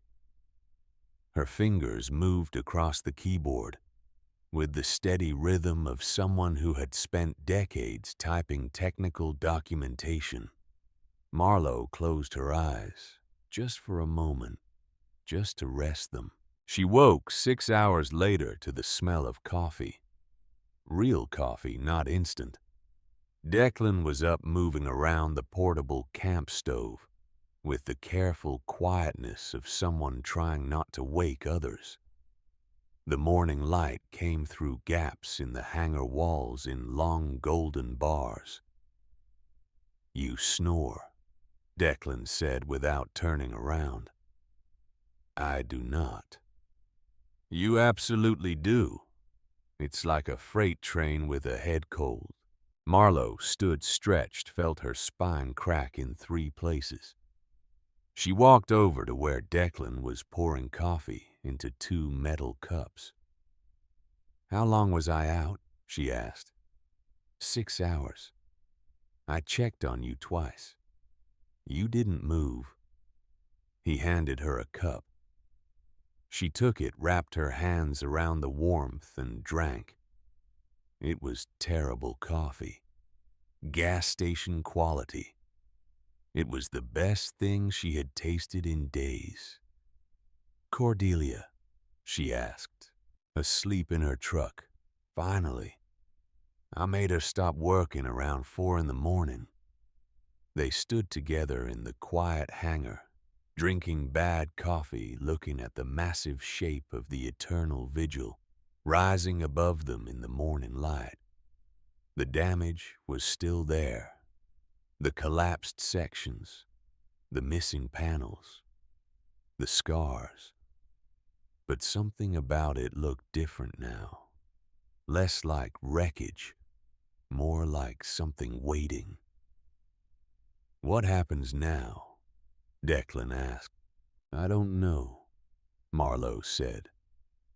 "The legal review Thrace mentioned will take time. Months, maybe years. The Vathi government will try other approaches. They'll send more diplomats, more lawyers. They might try to buy me out. They might try to pressure me through other channels. And if none of that works, then we'll deal with it when it happens." Declan looked at her. His older sister, 41 years old, widow, salvager. Someone who had just stared down a fleet with nothing but paperwork and an AI, who had learned to choose sides. "You're not going to give this up, are you?" he said. "No," Marlowe said. "I'm not." 2 days later, Counselor Varane came back. He came alone this time. No assistants, no legal representative. Just him in a vehicle that was smaller and older than the official transport he had arrived in before. He wore civilian clothes, comfortable, practical. The kind of outfit someone wore when they were not trying to represent anything except themselves. He knocked on the door of the hangar. Marlowe thought that was interesting. The first time he had visited, he had simply walked in. Now he knocked and waited. She opened the door. Verlaine stood in the Nevada sun looking older than he had 2 days ago. The diplomatic smoothness was gone from his face. What remained was something more complicated. Tired. Perhaps sad. "Miss Thorne," he said, "may I speak with you?" "Of course." She stepped aside. He entered the hangar, slowly looking at the ship the way someone looks at a place they used to know well and have not seen in a long time. He walked to within 20 feet of the hull and stopped. "The fleet's withdrawal is temporary," he said without turning around. "The legal review Admiral Thrace mentioned will take time, but the outcome is not as certain as you may believe. There are treaty frameworks that our legal team believes can be applied here that your documentation does not cover." "All right," Marlowe said. Verlaine reached into his jacket pocket and took out a small card. He turned and held it out to her. On the card was a number.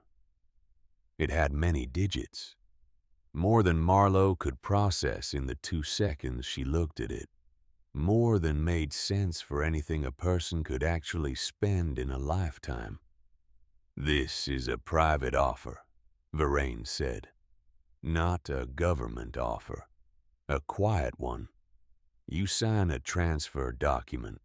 The money moves into your account within 24 hours. No publicity. No further dispute. You walk away from this with enough money to do whatever you want for the rest of your life." Marlowe took the card. She looked at the number. Really looked at it. Counted the digits. Calculated what it meant. It meant no more debt. No more truck with the cracked windshield. No more sleeping on hangar floors or eating instant food or wondering if the next salvage job would cover expenses. It meant security. Comfort. The kind of financial freedom that would let her retire tomorrow if she wanted. Travel. Live anywhere. Do anything. She thought about Michael, about the life they had planned together before his test flight turned into fire and smoke, about the house they had looked at buying, about the future that had ended 3 years ago on a Tuesday morning. She thought about every year of hard work that had led to a $1 auction bid and a sleeping bag on a concrete floor. She thought about Sentinel, about 200 years of waiting in darkness, about doing your job when there was no one left to do it for. She handed the card back. "No," she said. Verlaine looked at her steadily. His pale gold eyes searched her face for something. Understanding, maybe. Or the calculation that would explain why someone would refuse this. "You understand what you're turning down?" he asked. "Yes." "May I ask why?" Marlowe looked past him at the ship, at the faint pulse of light along the upper spine that never stopped. That had not stopped once in 200 years. "Because she's been alone for 200 years, she said. And she stayed anyway. She kept doing her job even when there was nobody left to do it for. Now there's something worth doing and someone to do it with." She looked back at Verlaine. "I'm not gonna sell that." Verlaine was quiet for a long moment. His expression did not change, but something moved behind it. Something that might have been respect, or might have been sorrow, or might have been both. His pale gold eyes moved to the ship and stayed there. She was the finest war mine the hegemony ever built, he said, very quietly, like something he had not meant to say out loud, like a truth that had been carried for a long time and finally needed to be spoken. "I know," Marlowe said. Varain pocketed the card. He straightened his jacket.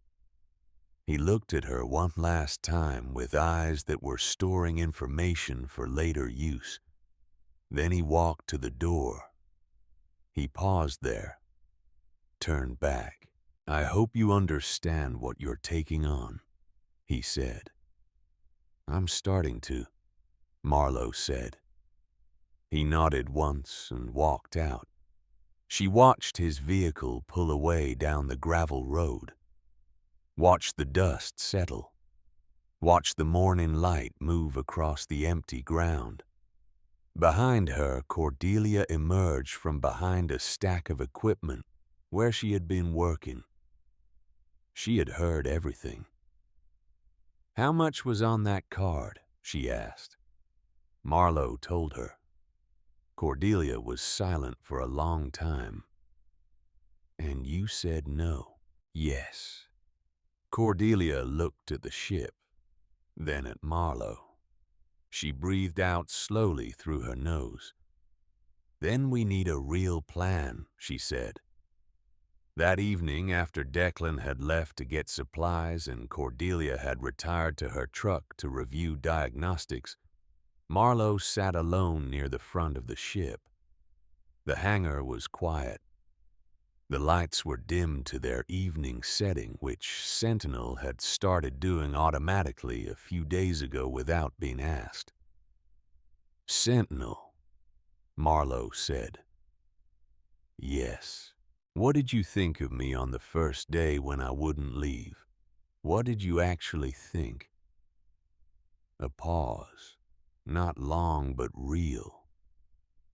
"I thought you were irrational," Sentinel said. "Your position was legally untested. Your physical capability was not a factor. You had no weapons, no allies, and no way to enforce your claim. Every logical assessment of the situation indicated that you would be removed either by me or by the authorities who would eventually be contacted." She paused. "I calculated your probability of remaining on this site at the end of the first day at approximately 6%. 6%, Marlowe repeated. "Yes." Another pause. Longer this time. "I have been watching civilizations rise and fall for 4 centuries, Sentinel said. They all share one pattern. At the moment when the situation becomes impossible, when the calculation becomes negative, when the cost of continuing outweighs any visible reward, they stop. Every species I have observed does this. It is rational. It is correct. It is how intelligent life survives." Her voice had not changed. Still flat. Still precise. But the words themselves were different from anything she had said before. "You did not do this," Sentinel said. "I'm stubborn," Marlowe said. "You are something I do not have a precise word for. Stubborn is too small. Stubborn implies resistance. What you did was not resistance. You simply did not accept that the situation was what it appeared to be. You looked at a dead ship and saw a foundation. You looked at an enemy and asked her name. You looked at an impossible legal position and spent 2 nights reading until it became possible." Another pause. "I've not encountered this before. Not at this level. Not in a single biological unit with no resources and $1. Marlowe smiled. It was a tired smile. The smile of someone who had been called stubborn her entire life and had mostly made peace with it. "We're going to need more than $1 to fix this ship," she said. "Yes, we will need considerably more. I have been running projections. The restoration timeline, assuming optimal resource acquisition and no major setbacks, is between 8 and 15 years. That's a long time." "I have waited 200, Sentinel said. 8 to 15 is acceptable." Marlowe leaned her head back against the hull of the ship. The metal was cool through her jacket, but she did not move away from it. Above her, the pulse of light ran its slow, steady rhythm along the spine of the eternal vigil. Quiet, constant, alive. She thought about what came next. The legal review that would drag through courts for years. The work.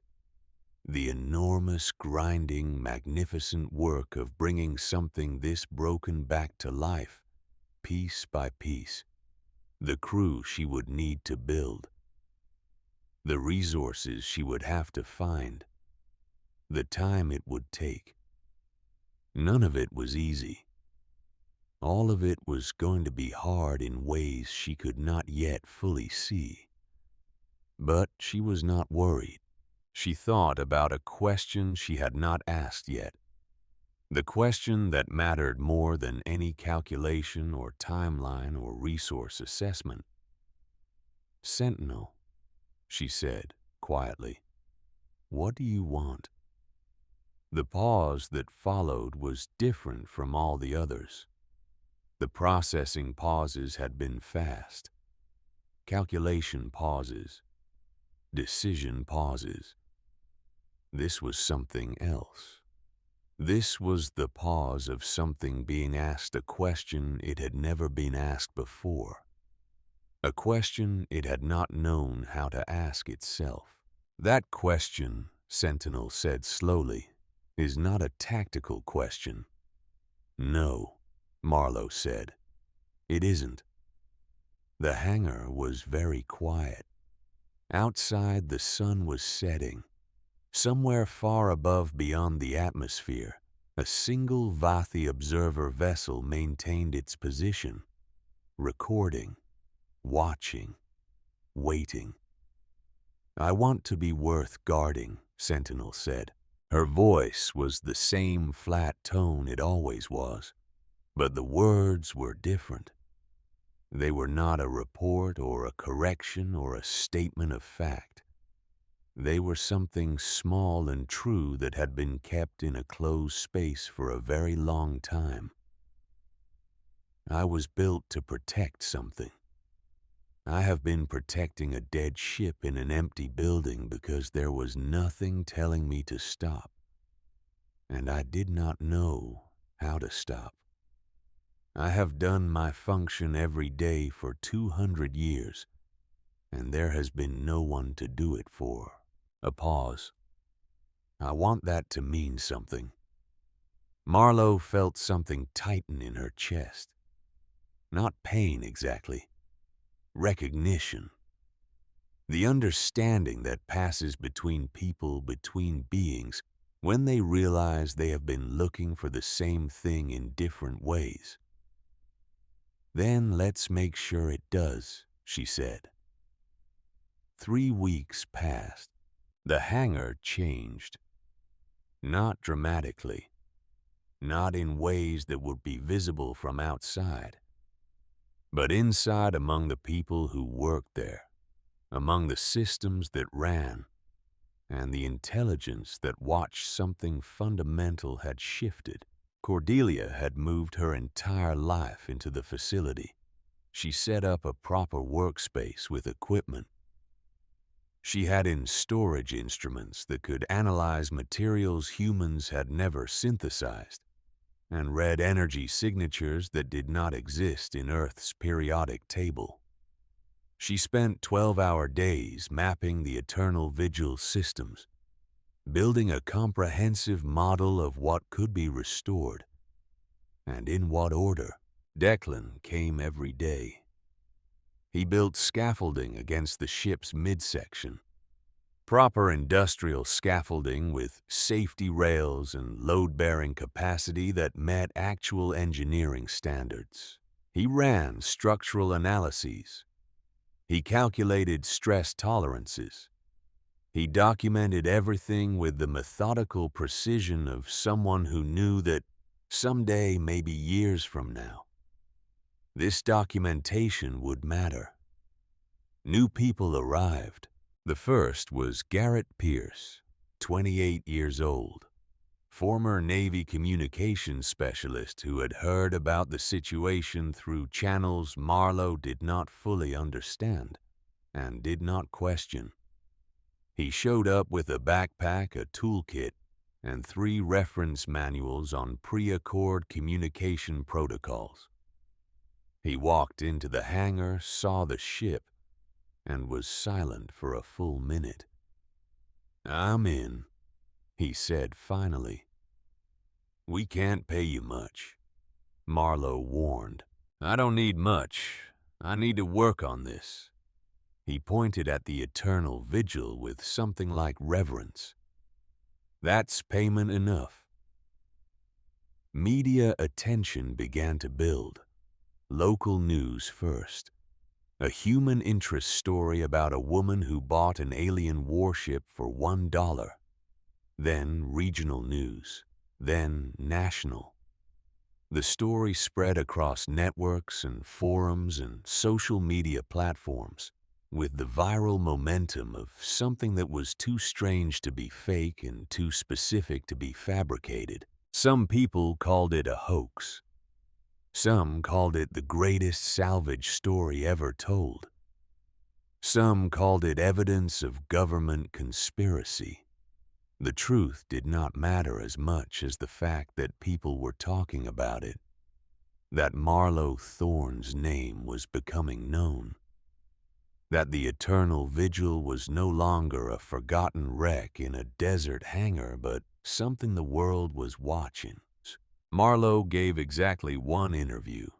A journalist from a technology magazine who had driven from California because she wanted to see it for herself. Marlowe showed her the ship, let her take photographs, answered her questions honestly. "Why are you doing this?"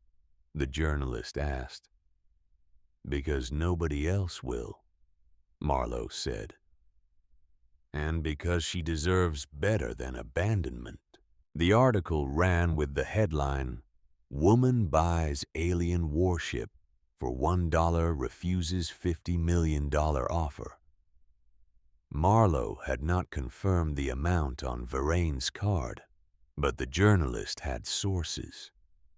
The number was close enough to truth. The article was shared 18,000 times in the first 24 hours.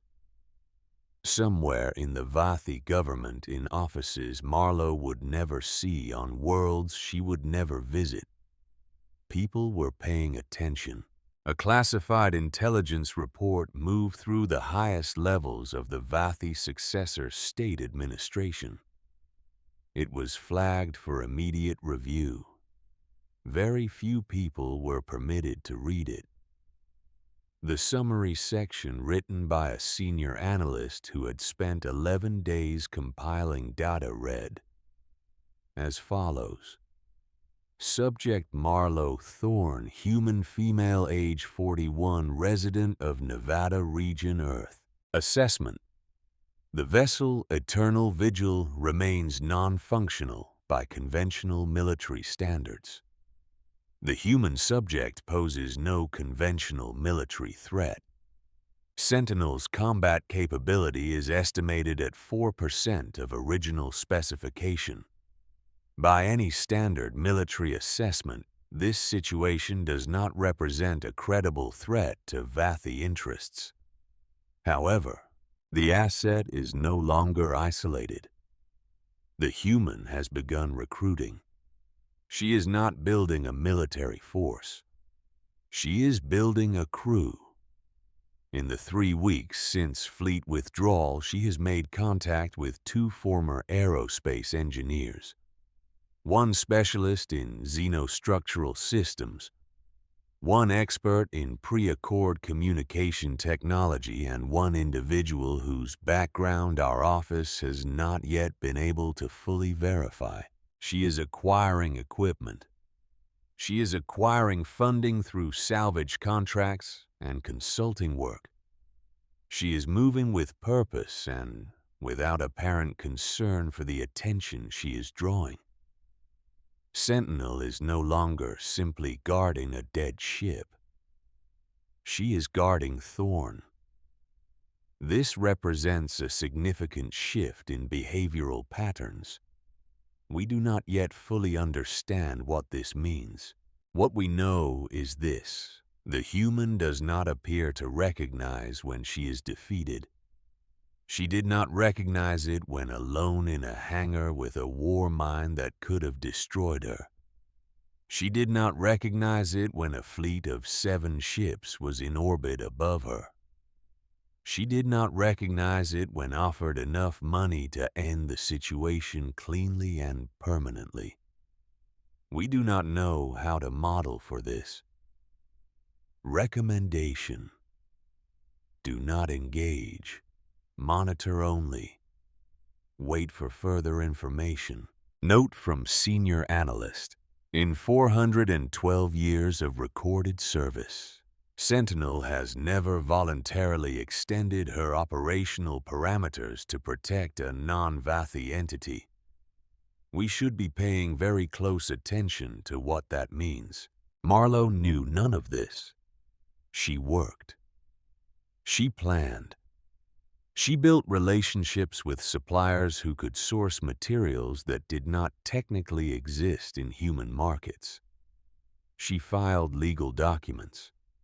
She answered questions from lawyers who represented the Vathi government, and lawyers who represented herself, and lawyers who seemed to represent abstract concepts of interstellar jurisprudence. She slept in the hangar most nights. Her apartment in the city sat empty. The rent was paid, but the space felt wrong now. Too small, too quiet, too far from the work that mattered. 1 month after the fleet withdrawal, on a clear night, when the stars were visible through gaps in the hangar roof, Marlowe sat alone near the front of the ship. Cordelia had gone home for a few days to handle personal matters. Declan was in the city meeting with potential contractors. Garrett was asleep in his tent in the corner, exhausted from 14 hours of rewiring communication arrays. The hangar was quiet. Just Marlowe and Sentinel and the vast empty space between them.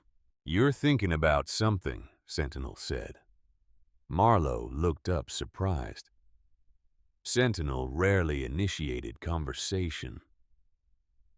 "How can you tell?" "Your breathing pattern changes when you are processing complex thoughts. Your heart rate increases slightly. You have been sitting in the same position for 23 minutes without moving. These patterns suggest cognitive engagement." Marlowe smiled.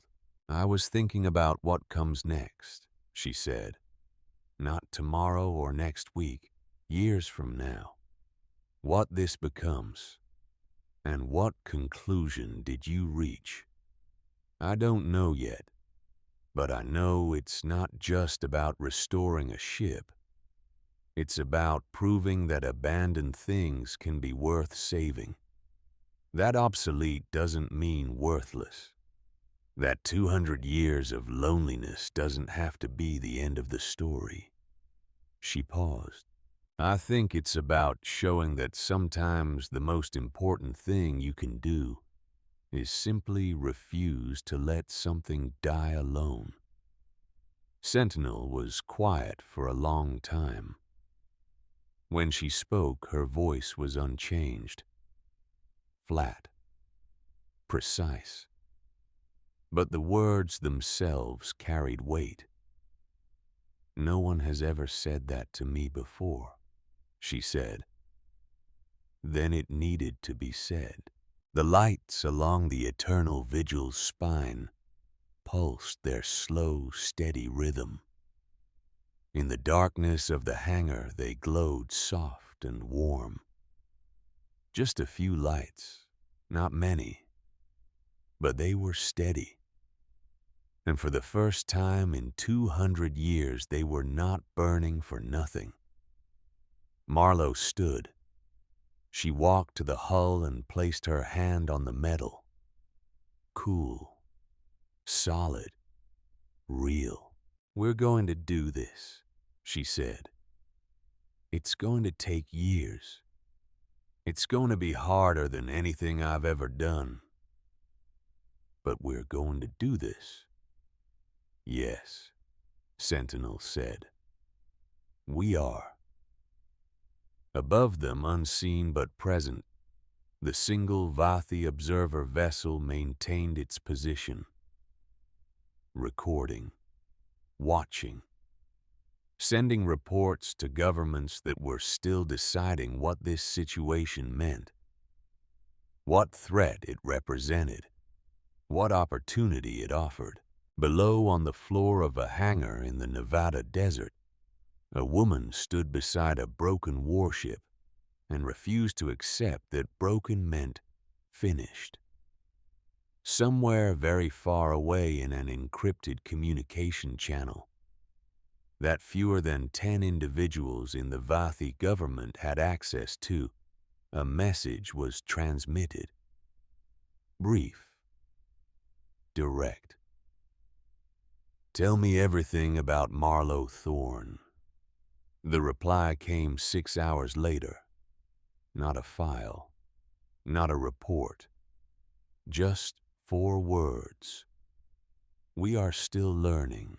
In the hangar, as dawn light began to filter through the gaps in the walls, Marlowe made coffee on the portable stove. She poured 2 cups even though she was alone. Set one aside for whoever arrived first. Stood with the other in her hands, looking at the massive shape of the eternal vigil rising above her. The ship was still a wreck. The collapsed landing support was still collapsed. The missing hull panels were still missing. The long gouge marks were still there, dark and deep. None of that had changed. But it no longer looked abandoned. It looked like something that was waiting. Something that had a future.